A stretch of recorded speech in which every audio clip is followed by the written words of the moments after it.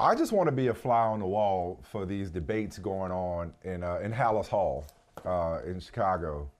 Um, where's the Bears facility again? No, it's not Chicago. Yeah. You remember where it is? No, it's not. No, it's a suburb, yeah. suburban Lake Chicago. Forest. I forget the. Yeah. Lake Forest. Thank you. I forget. I was like, what's the suburb? Anyway, so Ryan Poles, Matt Eberflus, they're gonna break the staff up into teams to debate what they should do at number 9. Seems almost a given that they're gonna go Caleb Williams at number 1. What should they do at number 9? So they're gonna pick sides and debate the best course of action for the organization. I don't know how commonplace this is.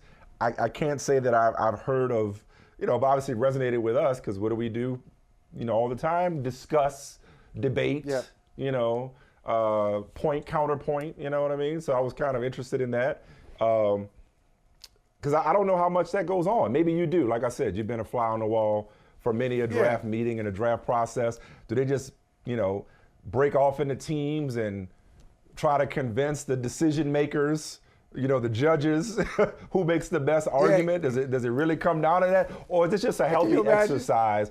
And ultimately, like, Ryan Poles going to do what the hell he want to do anyway, Right. Now, I think most teams do mock drafts, but knowing Bill Belichick the way you do, can you imagine Belichick sitting here?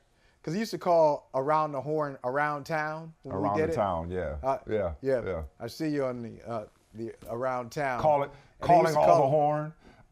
Yeah. No, that was my father-in-law, actually. I see you on the game shows. I see you in the game shows. Right. You can imagine Bill Belichick sitting there like, I'm not really much for the hot takes here. The whole debate. Yeah, it's like, so they do mock drafts, the whole debate. Give me your best English major. Give me your best Model UN alum. Right. And then do they have like an audience? Actual, right. risers and podiums and whatnot. Scores. Yeah. 9. or like poetry. Like right. Love Jones. Woo! That was hot. You had it. I don't know if that's it. I don't know if the debaters. I hope that's not real though. Because what if somebody makes a great debate, but they don't really? Fun. Okay, it's fun, but are you gonna make a pick off of that? No. If you want to be entertained, I like it. But if you're making your pick, does the pick go to the winning debate team? No, not necessarily. I don't even know. I'm not going to award you. You're not going to be the person to call it in and decide who you want to pick. But I think it's empowering. It's very empowering. It's inclusive. It makes I'm looking people for leadership study. pointers here. It makes You people got to make sure you study. You got to I'm study. sure they're going to have some fun about. with it. Like if they really want to lean in, they'd all go watch Denzel and the great debaters, and and they'd all come dressed up, in bow ties and whatnot. They wear glasses even if they don't actually wear glasses. They'd lean into it, But if I were on one side of this, I would be on the side of trade down. Like, could they use another tackle? Really? Yes. Yeah, could they use another tackle? Yes. Would another receiver just, put it over the top as Caleb Williams having the best situation a number 1 pick arguably has ever walked into? Yes. I think they got 4 picks total. If they're not trading down from 1, if the Panthers pick is not going to be the gift that keeps on giving, I trade down from 9 and try to get more picks because that's that area where, people could end up moving up, for a quarterback if they don't get up into the top 5.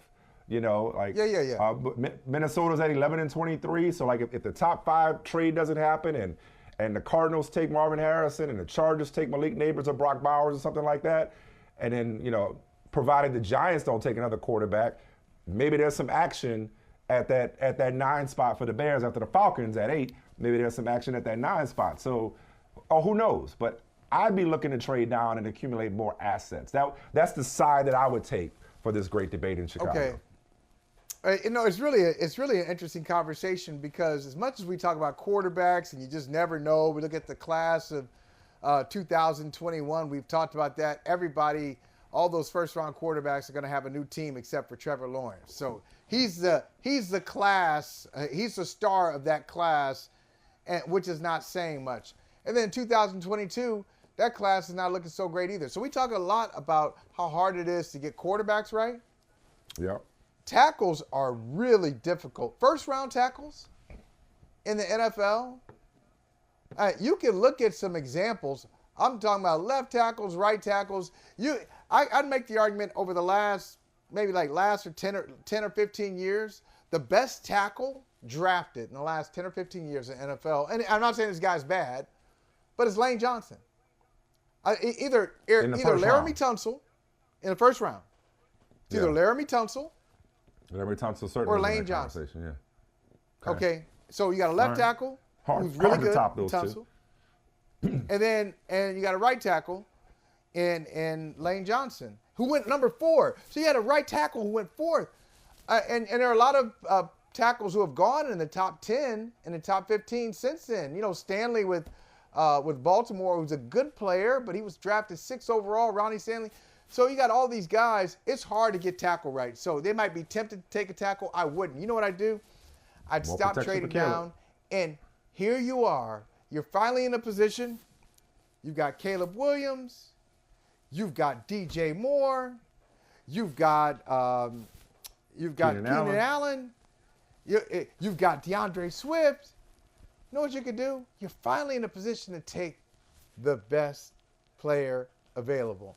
And the best player available, I know you already got Cole Kmet. You already got Gerald Everett. At a position of need. Oh, you like Bowers? You like Bowers there at 9? I like the best player. Go ahead, take him. Yeah. And he's not a tight end. He's not a tight end. What would Howie Roseman do? Howie Roseman? Yeah, he would probably trade up. But yeah, no, I'm with you on best player. I'm with you on best available. And Bowers, to classify Bowers as a tight end does him a disservice. He's another weapon. And Shane Waldron loves his multiple tight end sets. Imagine. Yeah. Imagine. Imagine. Brock Bowers in Chicago.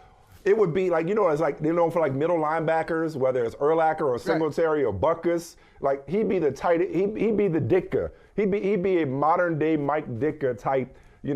Eat glass tight end. Even though he's not a blocker per se, he's not bad at blocking, but he would be a fan favorite instantly in Chicago. Chicago deserves this. Chicago, you deserve that. Like with Detroit last year, I felt like Detroit deserved the Super Bowl since they'd never been. Detroit and Cleveland deserved to appear in a Super Bowl. Not necessarily win. They just deserve that week. They deserve that lead up. They deserve to see that side of the NFL. That's heaven for you. Just your team being the focus, being the last 2 teams standing. So Detroit deserved that because they never had it. But Chicago has never had a great quarterback in the modern era. Since the merger, the Bears have not had a great quarterback. And imagine you get a great quarterback and you get weapons, you get modern weapons. There's no excuse. Right. This dude going to throw for 4,000 yards if it kills us. At all costs, we will have a 4,000-yard passer in the Chicago Bears uniform. It's happening. It is happening. Chicago, immediately this year. You not only deserve it, you should demand it. You should demand it. This is what Ryan Poles and Matt Eberflus need to do for you. Take the best available player, and that guy sitting there at number 9 is probably going to be Brock Bowers. Probably going to be sitting there for you. You got to take him. Take him. Break the Jets' heart, at least according to the mocks. All right, speaking of breaks, let's take one. We got to dive into these social media streets. As a lot of these players, these kids nowadays, man, they need to stay off their phones. It's just just stay off these things as best you can. Can't do it. You can't do it, but we can't either. Hey, thank you for watching Brother from Another. If you haven't hit that subscribe button, go ahead and do that now. Don't forget you can catch us 3 to 4 weekdays on PeacockTV.com and on Sirius XM Channel 85.